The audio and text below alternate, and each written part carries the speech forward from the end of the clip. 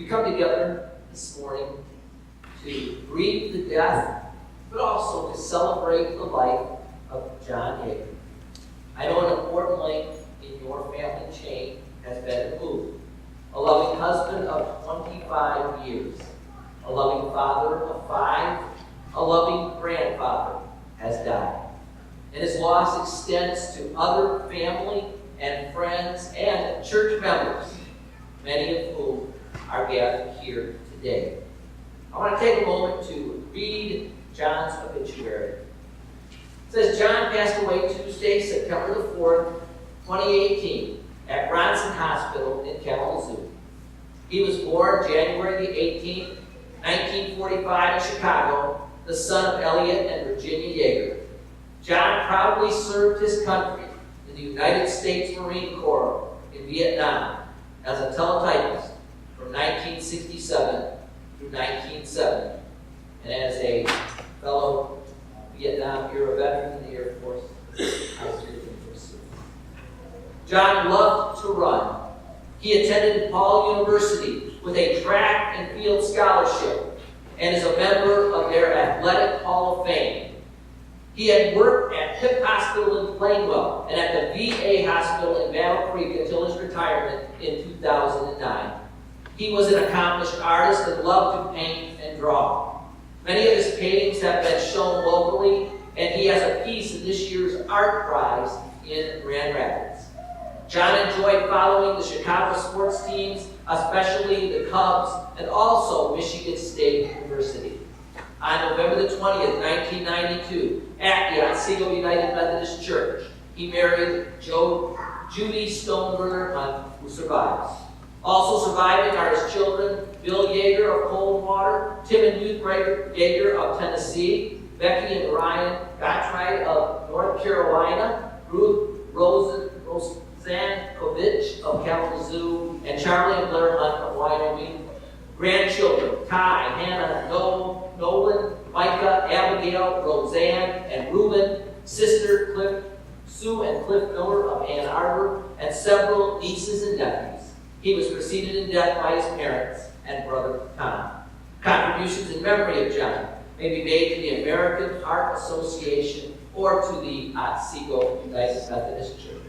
And let me just say that immediately following the service, after military honors, there will be a lunch in our fellowship hall behind here, and we invite you to stay, take part in that, and share in memories of John.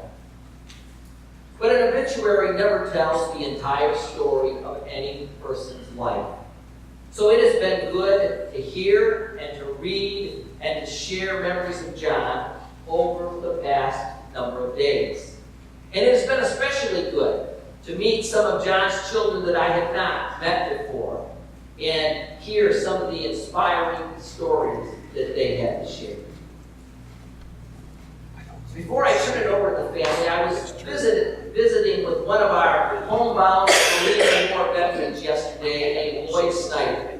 And I mentioned John, and he said one day he remembered sitting in the back of the church and having a long talk with John, and he discovered that John was really a great guy who was so proud of his service in the Marines. So, Lloyd just wanted to share. But with that, I'm going to turn it over to family for them to come up to the mic here and share the memories with you all. Good morning. I'm Sue. I'm John's sister. And as already been stated, John was born in 1945. He was a middle child, and he lived in his own world. I'm the oldest, next John, and then Tom, who passed away 4 years ago. John was a heavy kid, and we lived in an old 4-story concrete building on the south side of Chicago in Englewood, and you wouldn't want to be in Englewood now. That's where all the games are. But it wasn't like that when we were growing up.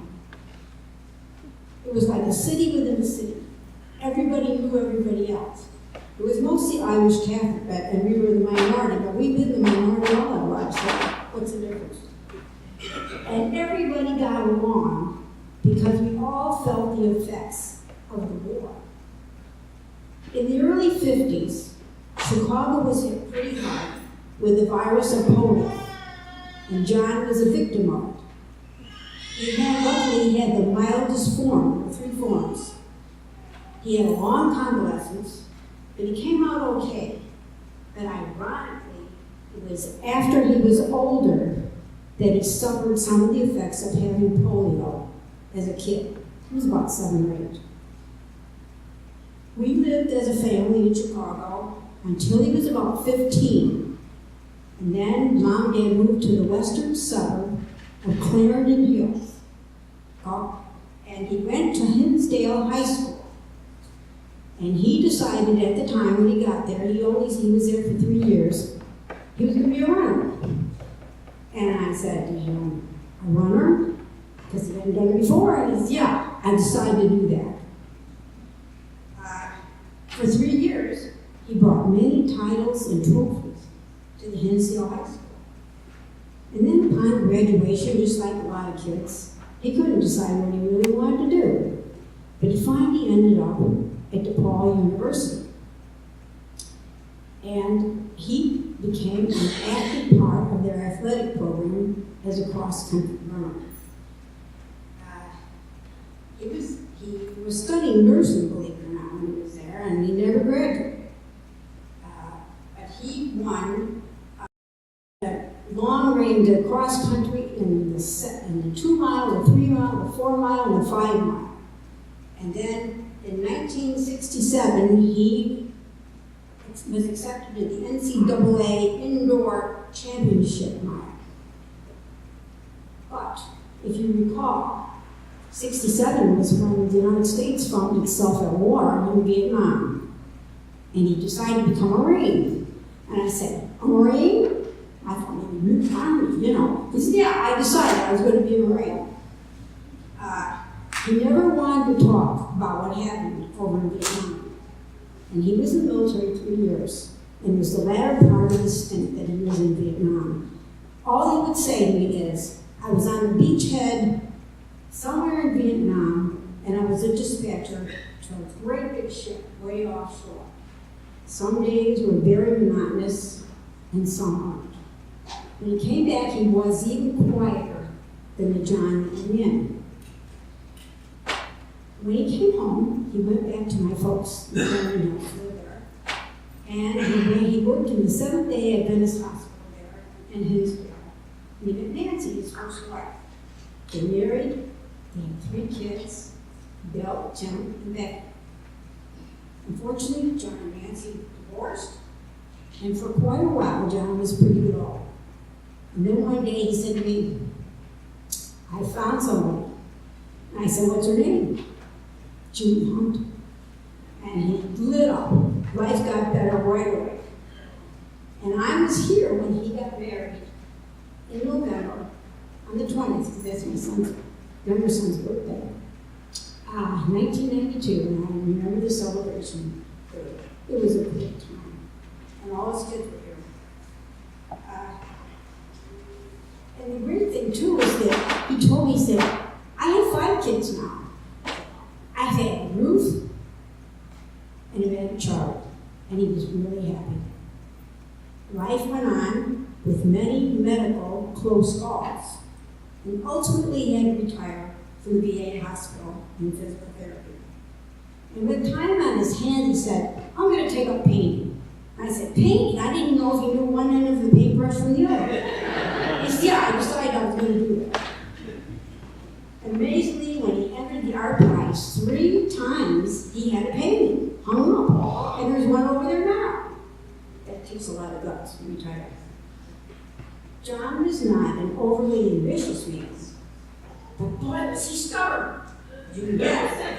And Bill can attest to this because he and I and John would go around in circles. And once John owned something, an idea or whatever it was, he wouldn't budge. In the last few years, he and I spent a lot of time on the telephone. And if he was feeling chatty, I could really wind him up by saying, what do you think about the politics in Chicago right now? He was good for 20 minutes. The amazing thing is he always started the conversation saying, Sue, I'm a lucky man. have everything I need, a wonderful family, my painting, and my newspapers. Newspapers. He was content with life. And how many of us can say that? So now I have to say goodbye, John. Godspeed. Let your spirit soar. Now that you aren't encumbered by your physical body anymore. I love you. I will miss you. And I wouldn't want you to be any other way than the way you were. Thank you. Hi, friends and family. I'm Becky. I'm the youngest daughter. And I have two little ones, a 3-year-old and a 1-year-old. So I thought I'd get up here quick while they're being quiet.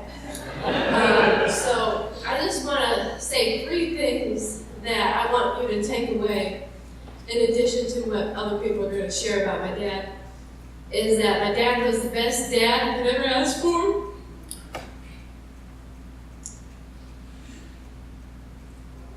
He exemplified kindness and friendliness to not only people at church, but people where he goes. At the store, he exemplified kindness to his children, all 5 of them.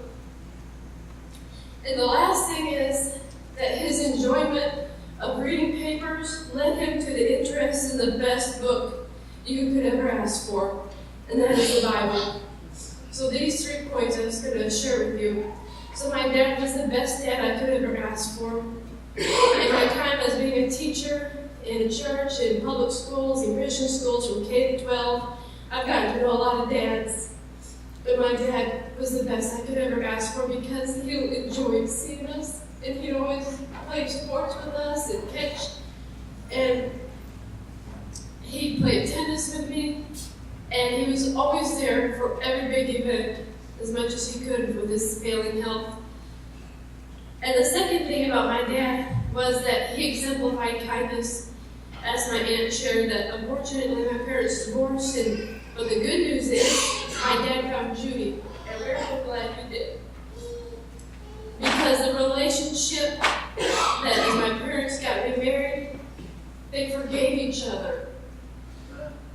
And they learned to get along and be patient with each other, which is not always the case, right? And I remember one time, my mom ended up in Borges Hospital, and my dad was in hospital, Borges Hospital, at the same time. And my stepdad, who's here today, was there visiting with my mom. And they said, you know, John's here. And they decided that we wanted to go check on him. And so my stepdad got on the elevator and found my dad. And so here's my stepdad. He's visiting with my dad. And the nurse comes in, and she says, oh, how do you guys know each other? And my stepdad says, well, this is my wife's ex-husband. That's just the way Dad was, you know? They learn to forgive each other and move on, right? And let's be friends. And so I'm so thankful for him. And the last thing about my dad was, as Aunt Sue mentioned, and probably other people will say too, he enjoyed reading the newspaper. Instead of saying the paper boy, we don't really think of the boy who delivers the paper. I was thinking of the paper dad, because his minimum daily quota of newspapers was at least 2. It was on a good day, 3 newspapers he'd read. And he just would read, you know, part of it. He'd read front and back, every page. And I remember one time he came to visit me in Ypsilanti while Judy was in the hospital in Ann Arbor, and I went to go pick him up, and he's like, yeah, the newspaper, it was kind of a few days old. You know, can we swing by, the gas station to get the newspaper? So we went by, we got a newspaper. It happened to be a local newspaper, one that you don't really know the news about. But he read the whole thing front to back, and we got home, and he's like, can you give me some national news? I need another newspaper. So I said, okay, Dad. And I'm trying to save all the money I can, so I'm like, well, why don't we just look on the internet, Dad? And he wasn't that much of a techie guy, but I got my computer out, and we looked up Chicago Tribune, one of his favorites, and he got to read the newspaper from my computer. And he just was so tickled that he could get the newspaper on the internet. So, as he enjoyed reading the newspaper, he'd always read lots of books, history books, science, he loved astronomy, And I remember visiting him over a year ago, and I said, Dad, what are you reading? He's like, you know what, I just read something. He said, I read that Moses wrote the first 5 books of the Bible. And I said, yeah, Dad, he did. He's like, that's amazing. And I said, yeah, Dad, in here, I got the Bible up, and we were reading it together. And he was reading Genesis and Exodus as we were sitting down together. And I said, Dad, you know, Jesus loved you. And, you know, God wrote this, you know, for Moses. And he really wants you to be part of his kingdom, Dad. Do you want to accept Jesus in your heart? And he said, I do, Meg. And he accepted Christ into his heart. My dad, if you know, he didn't always talk about God. He did church faithfully, but he wasn't much about God. And so just recently, within the last year, he has been talking to me and my brother Tim about praying for us. He said, Becky, I'm praying for you. And when we went to camp meeting, which is like a place where people have different talks about religion, he said, Becky, I want you to go up there and tell them your testimony. Tell them how God's working in your life. And he said, Becky, I want you to know this. He started saying this within the last few months. Vivo con Dios. And Stella knows, because I guess she's the one that taught it. Dad, our neighbor Stella. That means go with God. And he just started telling that to people. So I have this hope, as Pastor Joe shared, to see my dad again on Resurrection morning. And so I'm so thankful for all of you to be here today. I hope that's your experience too. Good morning. My name is Tim Hager, the middle child like my dad. And just a few thoughts I want to share about some of the experiences I had with my father. I remember at one point when he was talking about his experience in the Vietnam War, one of his 9 lies, as we've been talking about, is he was talking about how he was on the shore somewhere enjoying some bathing time in the water or whatever, and all of a sudden a mortar went off to the left, and a mortar went off to the right, and dove into a foxhole, and he was able to escape death. And it just blew my mind that at such a long time ago, I know my dad. So precious. One of the other highlights of knowing my father was, especially in his prime, he would run so many races, and we'd see him run 5Ks and 10Ks and different lengths of races, and he would do so well, and I never had that experience because for some reason my legs don't move as fast as his did. I don't know why, but the one thing that does move faster in my mind, I can come up with things. My mind can go from A to B in an instant. People are like, wait a second, slow down here, you know. So I didn't necessarily get his speed of legs, but my brain can process things fast, right? So I guess it switched from the legs to the brain. But another highlight for me, more recently, was when I had a transition recently. My dad told me he was praying a lot for my situation because I ended up moving down south to Tennessee. And as I was telling him about my job experience and everything, he said, Tim, I'm praying for you almost every day. And I just could see the Lord connecting the dots for my move. And I just felt at ease with the whole transition. It just meant so much to me that my father was looking up for both in heaven and on earth. Another highlight that was mentioned was education or learning. He really encouraged us kids to learn about the world around us and the nation at large. I remember he would come down to Coldwater and he would deliver a newspaper to us. He said, hey, you need to read this, you know. And so we'd get educated by a almost weekly newspaper from my father. So that really meant a lot. So even now, but getting magazines for our kids and having that come to them monthly so they can learn about nature and creation and different things like that. And even some military magazines that my son really appreciates. So that's just a continuation of the learning he wanted us to pass on.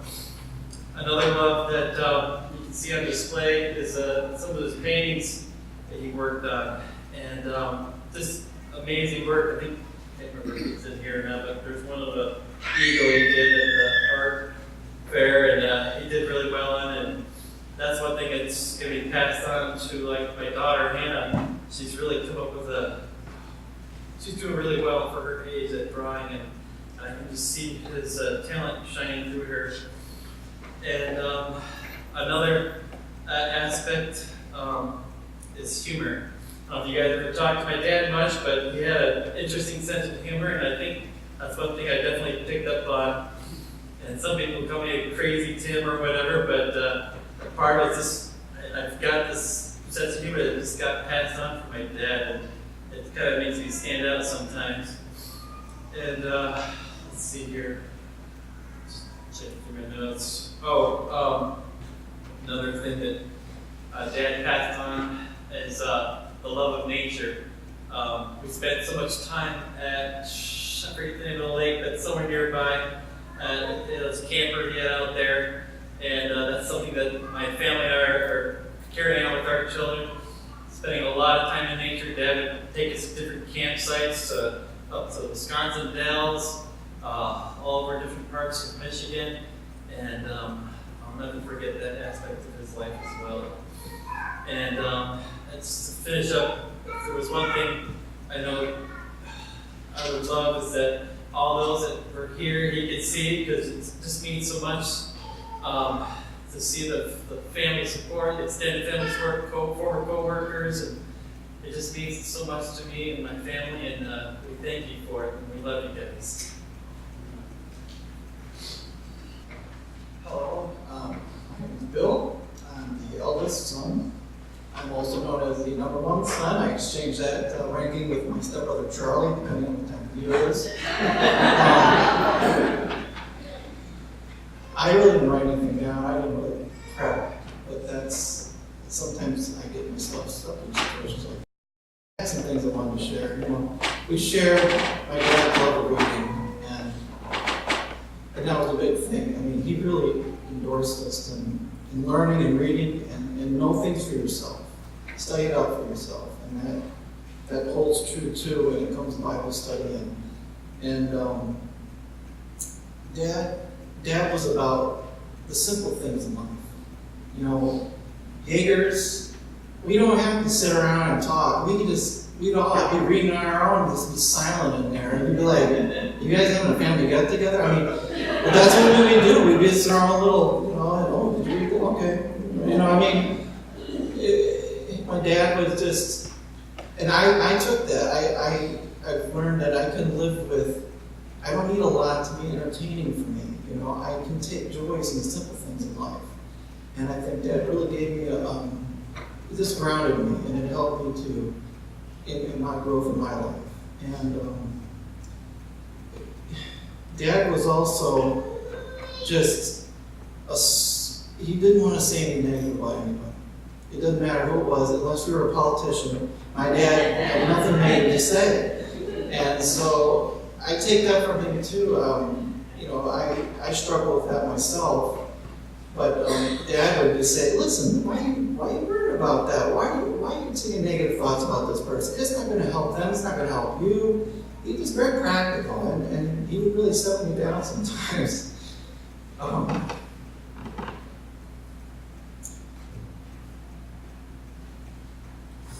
But I just want to say that he appreciate all of you, and I miss him. He's at rest now, and that's important to me. And that's all I have to say today. Thank you for being here.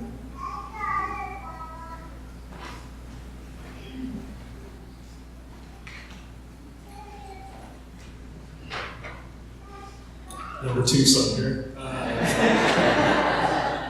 My name is Charlie. My parents got married when I was 9, and the sister was 18, 17, 18, and we did not make it easy on each other. We got a lot of joy together, got a lot of laughs, but especially those early days, we weren't nearly as appreciative, and we didn't value the commitment that we made. And sometimes when I would be honor Brandon because I was a punk. Either my mom or someone came back to me and said, "You can pick your friends, but you can't pick your family." And you said that? Well, you're wrong. Because and John exemplified that. Because in 1992, he chose to become a part of our family. And you must have really been a catch because Ruth and I knew it. And not only did John choose our family, he brought his kids and his family with him from Coldwater, and his siblings from Chicago and Ann Arbor. And it wasn't easy. It wasn't easy. There were weird, we couldn't eat until sundown restrictions, that type of thing. There was me just being a bratty, practically only kid. There was Ruth in and out of the house. We did not make this easy. And yet he made it work. He showed the effort, but I never gave him the respect for making it work. Mixed families are tough. And he turned us into a place, especially this past week, where you get anywhere near us and you see love. And he didn't do it being the figurehead on the mountain of this family. He did it from a lot of times the back. He did it by taking joy in letting each of us become our own people and having nothing but pride. I don't think he ever gave me advice do this, then that. He gave me advice I'm proud of you and I know you'll get through it. And it wasn't just wallpaper. He meant it. And in all the things, I should not be learning about my stepdad today, but I totally have. In all the things he's experienced in life, if anyone should be given advice, it's him, but he trusted us to go our own way. And that's amazing. I got two quick experiences. One, I don't think my parents were married yet. We went to Chicago the first time to see Grandma Yeager. And he pulled over at this building in downtown Chicago. The Bears play there. And it was like a Friday or something, so not many people were in the lot. And he's like, "Let's go in." And the next minute I know I'm running down Soldier Field or whatever that equipment was back then. And it felt amazing being the only one in that stadium until security showed up and told us to leave. But that was an experience I wouldn't have gotten with any other day. We didn't get in trouble. It was nothing. It was an awesome experience that I remember 26 years later. And I want to give my kids those types of experience when we get to that part. Another part of this is he taught me to drive, and I'm the world's second worst driver behind my mom. And not only did he teach me how to drive, he taught me how to drive a manual transmission, which I think part of his issues came from neck injuries sustained while I tried to find and the amount of patience and respect, he never raised his voice during that, which I can't go on one driving trip alone without raising my voice. So he had a patience and a wisdom that I never gave him proper credit for. And in the end, I'm going to remember John as a dedicated husband and father, a man who took the greatest joy from watching his family grow and develop. His smile was never bigger than when it was chaos in a way too small house with Tim and Ruthie and all the kids and Bill and Becky when she could make it and all their kids and just this chaos and my mom's losing it. He's just sitting there and you think he's disengaged, but it's like the Mary and Martha thing. He's the one that's spending time and feeling and experiencing, not imposing his will on his kids, but really enjoying it. And that's the type of man I want to be. He allowed us to become our own people with his unwavering support. As I mentioned, my side of the family did not always make it easy for John, but we are beyond blessed to have it.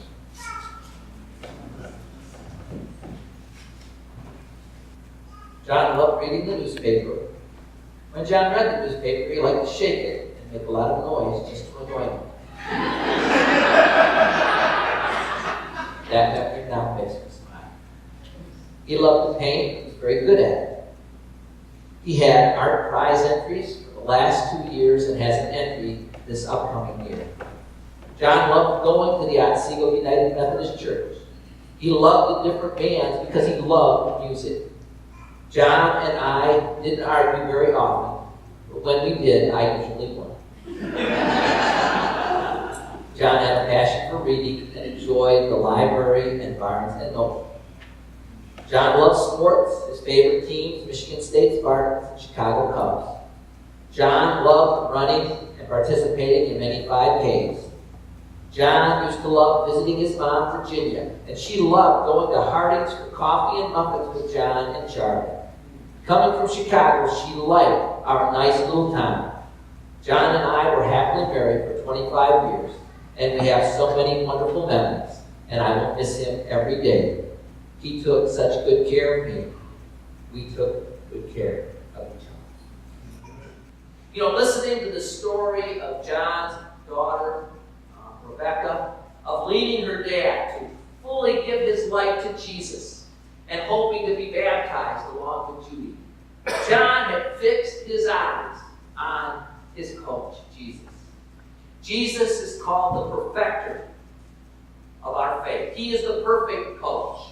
Jesus always accepts us and takes us just as we are, but helps us to become all that God would have us to become.